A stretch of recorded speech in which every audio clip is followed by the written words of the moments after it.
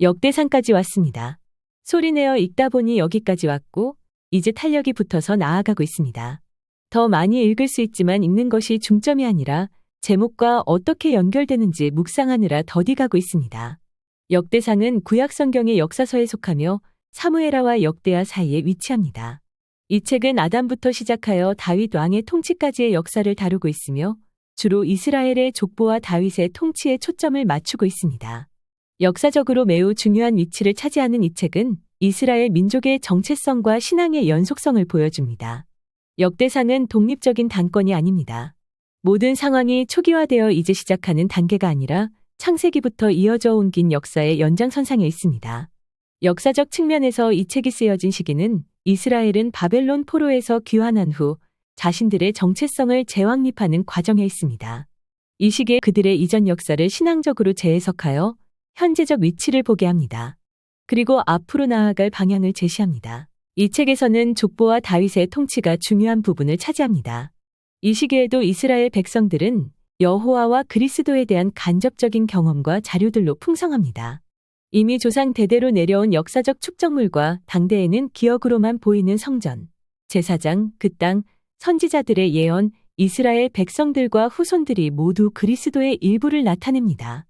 여전히 여호와 하나님은 그리스도의 언약 가운데 그 땅에서 임재하십니다. 특히 다윗과 맺은 언약을 통해 하나님의 신실하심이 드러납니다. 그러나 이러한 상황 속에서도 마귀의 존재는 분명했습니다.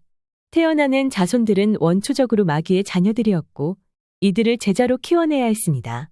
그들 속에 강력한 폭발이 일어나는 불신앙을 그리스도의 이름으로 바꿔야 했고 수많은 사건에서 그리스도의 답을 찾아야 했습니다.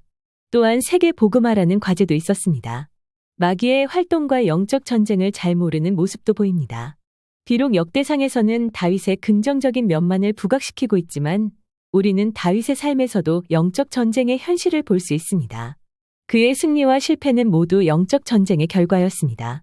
역대상의 중반에 오면서 다윗 주변의 용사들의 이름이 나옵니다.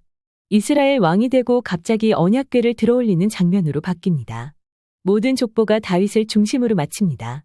언약궤가 오면서 우사가 죽고 다시 다윗이 문제의 원인이 무엇인지 파악하여 드디어 언약궤를 메고 옵니다. 이전 성막에서 여호와의 언약을 연구하여 방법을 찾아낸 것입니다. 그리고 성전을 지을 마음을 가지고 나단이 나타나 다윗의 후손을 영원히 왕위에 앉게 할 것이라는 언약을 줍니다. 여기에서 보여지는 다윗은 여호와와 관계하여서 난 사람, 천재임을 봅니다. 구약에 수많은 사람들이 등장하였고 왕들도 수없이 많은데 다윗과 비견할 사람이 없습니다. 다윗은 모든 것을 다 가지고 있는데도 불구하고 여호와의 언약은 죽을 때까지 지킵니다. 즉 자신의 마음을 언약으로 채워넣습니다. 이게 교육으로 가능한 일이 아닙니다. 역대상에서 보이는 그리스도의 모형과 의미는 다양합니다. 특히 다윗은 그리스도의 중요한 모형입니다. 다윗의 왕국은 그리스도의 영원한 왕국을 예표하며 다윗과 맺은 언약은 그리스도를 통해 이루어질 새 언약을 가리킵니다. 또한 다윗의 성전 건축 계획은 그리스도께서 세우실 영적 성전을 암시합니다. 역대상은 이처럼 다양한 방식으로 그리스도를 예표하며 하나님의 구원 계획이 어떻게 그리스도 안에서 성취되는지를 보여줍니다. 이를 통해 우리는 그리스도의 역할과 사명, 그리고 우리를 향한 하나님의 사랑과 계획을 더 깊이 이해할 수 있습니다. 역대상은 또한 영적 전쟁의 현실을 간접적으로 보여줍니다. 비록 직접적으로 언급되지는 않지만 다윗의 승리와 이스라엘의 번영은 모두 영적 전쟁의 결과라고 볼 수 있습니다. 다윗이 하나님께 신실할 때 승리했고 그렇지 않을 때 어려움을 겪었습니다. 특히 다윗의 성전 건축 계획은 영적 전쟁의 중요한 국면을 보여줍니다.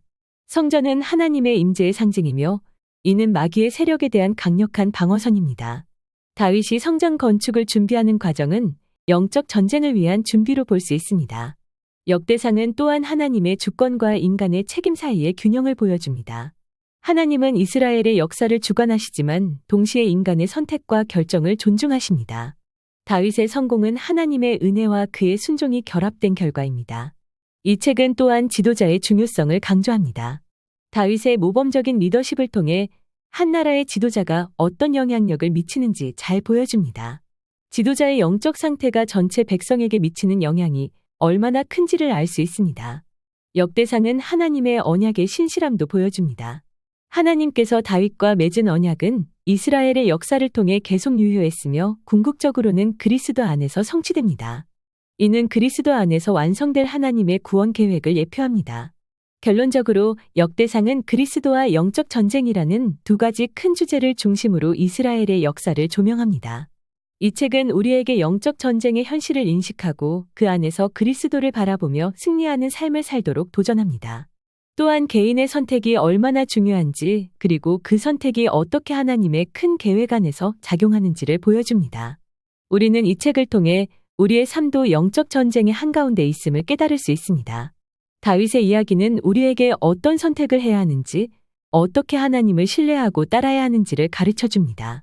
우리도 다윗처럼 어려운 상황 속에서도 하나님을 신뢰하고 그분의 뜻을 따르는 삶을 살아갈 때 영적 전쟁에서 승리할 수 있을 것입니다.